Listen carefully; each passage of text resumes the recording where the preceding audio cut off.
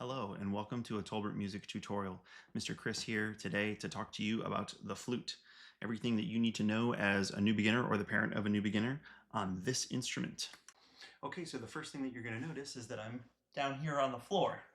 And I do recommend making your student always open the instrument on the floor like this.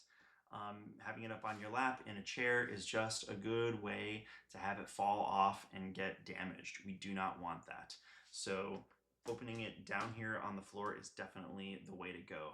Got it facing you, obviously you'll have it facing yourself, but this is the way that you're going to have the instrument opened up. Usually there's a logo on the instrument on one side and not on the other. Logo up is face up. If you don't have a logo, you'll just figure out the right way to orient it. You can tell by like the case thickness on one side or the other sometimes. If you were to open it upside down, nothing bad is going to happen, so don't be too concerned about that. These buckles are really straightforward. You unsnap them like this, pull them out of the way, and then you're going to open up the instrument. Best to just leave it on the floor for all of that in this particular situation and not be picking it up like I was to show the camera. Okay, so the flute comes in three basic parts. It's really simple. We've got a head joint, we've got a body, and we've got a foot joint here. And you kind of can't put it together wrong. I'll demonstrate. The first thing that you normally do when you're building the flute is take the body and the head joint. The head joint can't go in the wrong way. It can't go. It won't be secure this way. It doesn't fit this way. It doesn't fit except in the right way. So you find this long part of the body here that doesn't have any keys on it, and this end of the head joint, and they're going to go together. Carefully thread them together, a little twisting and pulling and pushing back and forth as you get it put together. And the hole, the tone hole of the flute is supposed to line up with the keys like this. You could even look down the end of the flute like this if you wanted to see that they're lined up. Students are going to end up developing their own preference over time anyways, just like everybody has a different tightness for their shoes. There might be slightly different orientations of where this is relative to what makes the student comfortable. There is always a faded part of the head joint here at the bottom. It's actually designed for a little bit of that to be left over. It's not designed to be pushed in all the way like this. It's designed rather to have a little bit of that left over like this. That's so that the instrument is playing in tune properly with everybody else, although I'm going to be honest with you at the very beginning, you're not going to be playing in tune anyways, so not something to stress about. The foot joint, again, it can't go on wrong. If you try to put it on backwards, it won't go, and so it's very straightforward. You just thread these two together. Most people have the instinct that these rods should line up like this, and that's actually not correct. This button over here on the foot joint is going to get used a lot, so we want to set it up so that that button is lined up with the rest of the buttons along the instrument. So you have it put together now. Let's talk a little bit about basic sound production and hand position.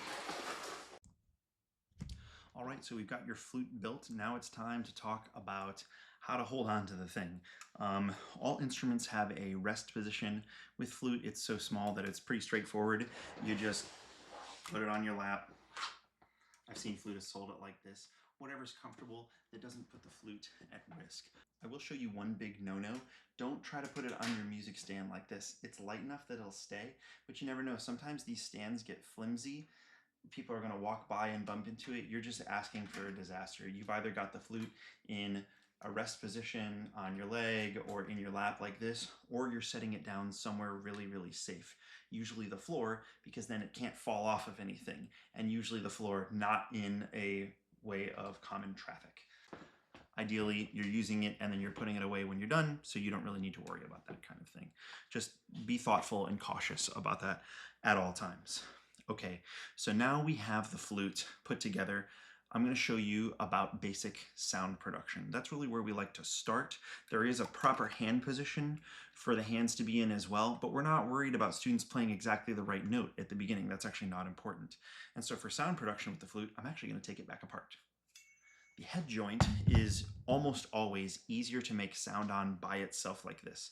Having the rest of the instrument there is just a cumbersome thing to hold on to, and it's just an awkward way to have to try and produce the sound. So I do recommend just trying with the head joint only.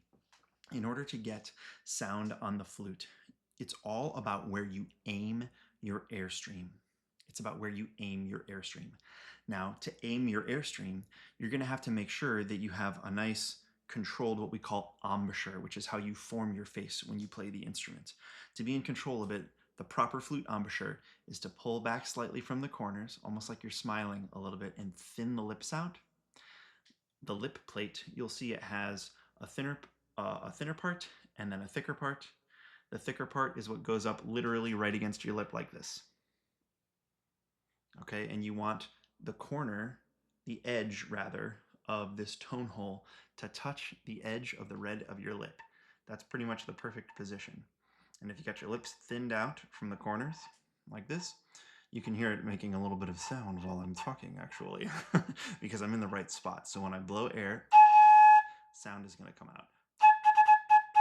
Watch what happens when I move the position, even the tiniest little bit.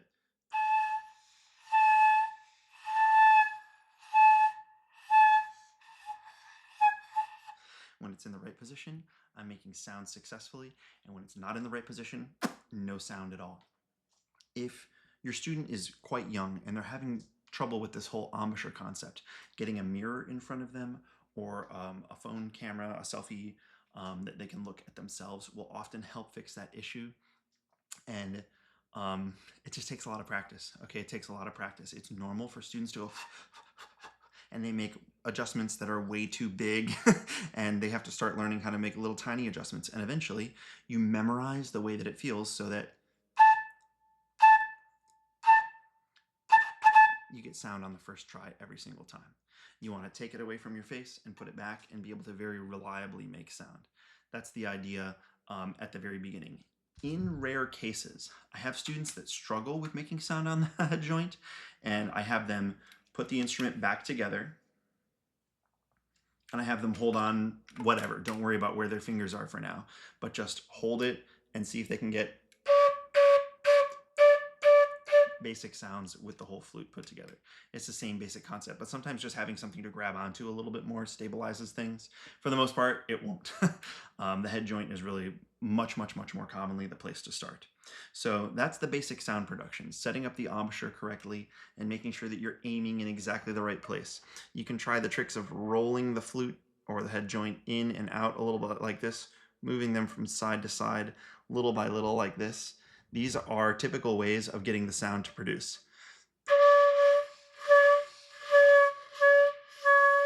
And you just keep the head stationary for all of that. That's going to be the best way to try to get the correct sounds out of the instrument at the very beginning. All right, great. Once your student is consistently making sound on the instrument, we need to talk about proper hand position. So we start with the left hand, and we start actually with sort of the back, the bottom of the flute, like this. Okay, the hand is going to be facing this way, and it's the one that's closest to you. The right hand is going to take care of these buttons down here, and the left hand is taking care of these up here. That's going to be the orientation of it right here. You want to actually start by finding where your thumb goes. You'll see on my flute, I cheated. I put stickers where the fingers go. If you're a brand new beginner, I'm going to help you cheat and throw these stickers on your flute. They're there because I put them there. Please leave them until they wear off or until you really want to take them off. It's worth having for the entire first year if you like. Eventually, yeah, they become a crutch and we should take them away and have the students know without. But it's a really great idea to get these on there. So fundamentally, you have two keys here that you can press. You've got this longer one, and you've got this one that sort of pushes down the whole apparatus there. And the one that has the dot on it here, the longer key, that's really where we're going to assign your thumb to be. This is where your thumb lives. It stays here, and it is either pressing this key or it's not. It's either pressing this key or it's not. Very straightforward. Back around on the main pile of buttons. This is where it can get a little confusing. Right on the other side from where this thumb goes, we're going to push the first key in this long row right here. We skip this one that's out here by itself, and instead we select this one right here that's kind of the first in the long row of buttons. The next key that we need to depress, we have to skip one. you'll notice that when I push it, both of these go down. Okay? This is the next one that we have to do. So it involves stretching the finger out. And then the next finger just goes here, and your pinky floats off in the middle of nowhere. It's eventually going to start pushing this key as a part of different notes, but we won't use it at first very much. So it can just be kind of floating out there. And the assignment that we give to these different fingers is thumb 1, 2, 3. That's thumb 1, 2, 3. Pretty straightforward, and that's how the left hand is supposed to be on the flute. With the right hand, I'm going to leave the left hand where it belongs while I demonstrate this. With the right hand, you're just going to have the thumb here. It just finds space under the buttons this is kind of like your main support of the whole flute, actually. It's light enough that you should be able to hold it with your left, but really your right thumb is what's going to be holding most of the weight of the instrument. Once you have that down, it makes more sense why you might not be pushing this button over here sometimes. A lot of the times you're going to be pushing this thumb key over here, and the right hand will be supporting the flute. But that's where the right thumb goes. The next three are, we have to skip these two right here after the left hand. And probably the easiest way to tell visually is actually that it's the last three keys before we hit the foot joint.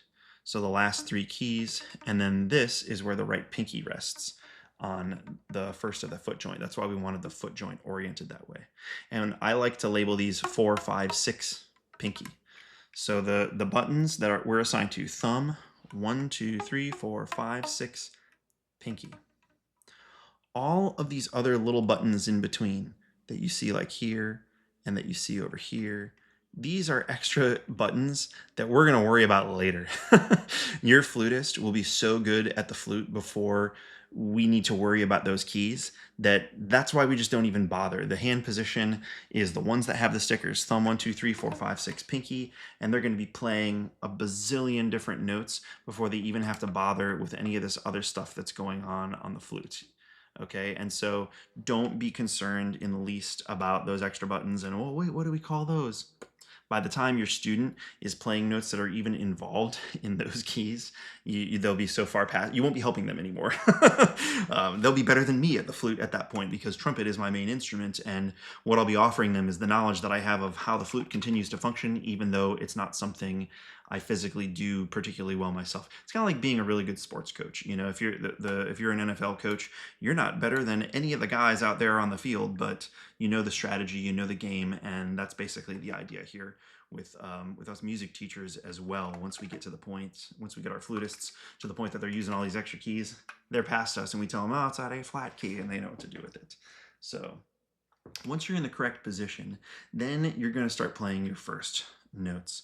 The first note on the flute that we teach out of our book involves this key up here. 1, remember the fingers were thumb 1, 2, 3, 4, 5, 6, pinky. And the two buttons that we're going to press are 1 and pinky. No thumb. My left thumb is not pressing. Focus on my flute. My thumb is not pressing. Okay, it's just 1 and pinky. C.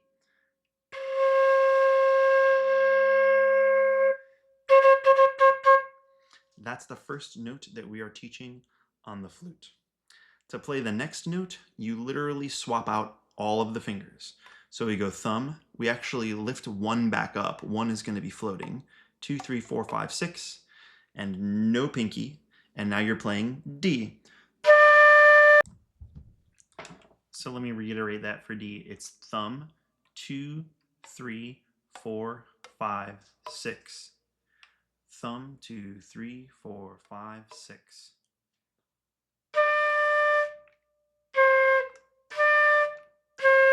C, 1 and pinky. D, thumb, 2, 3, 4, 5, 6. So you swap them all. There is a chart, we call it a fingering chart, a picture that is an approximation of the flute in the book that shows them how to do it. I don't bother with that at the very beginning. It's just another thing for them to look at and have to get figured out. It's just a symbology that now we have to teach them as well. Reading that fingering chart is something that I hope they will learn before the end of the school year, but at the very beginning, I think it is much, much, much more efficient and faster and realistic to have them learn it by muscle memory. Learn where the fingers go, learn the assignments of the fingers first, and then learn the first couple of notes, And then you can look at the symbol and go, oh, I see why that means what I'm doing right now. And then infer from there what other symbols are going to mean to teach them other notes.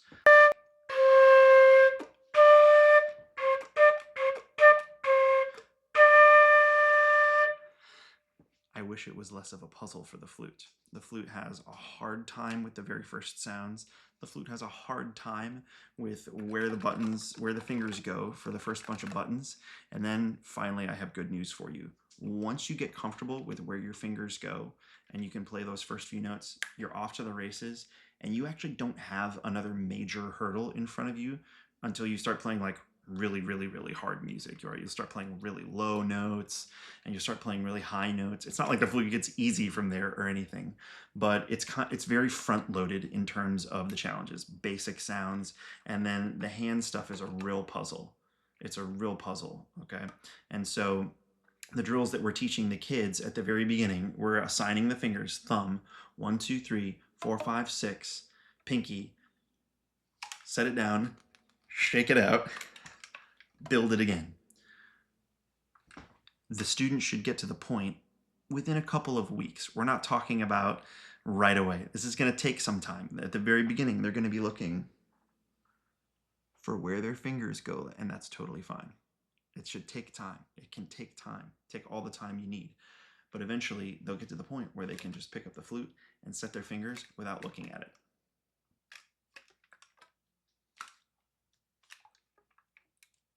And it's quick, and they just go by the feel of the instrument. They just know where their fingers are supposed to go from the many, many times that they've done it. They memorize it. Just like, this is another one of my sports analogies. It's like when you finally learn to look up while you're dribbling the ball or puck or whatever sport you happen to play. It takes a while to just gain the very basic control of whatever sports ball you happen to be using. And then once you have that, now we can finally start playing the game. And so this is one of those investments that deters a lot of directors from starting as young as we like to start ours. But we know from experience and time that our kids are totally up for it. And once you get through this, it makes a massive, massive difference. And so that's another reason why I'm cutting this video. If we can get parents on board to help with getting the students through this phase of learning the instrument, then we hit the ground running and like really playing the sport, really playing the game of music a lot more, a lot faster and a lot more legitimately as soon as we possibly can. I would expect if you have a student who is beginning in first, second, or third grade, to get through everything that I just talked about might take us until October. It's going to take at least a whole month.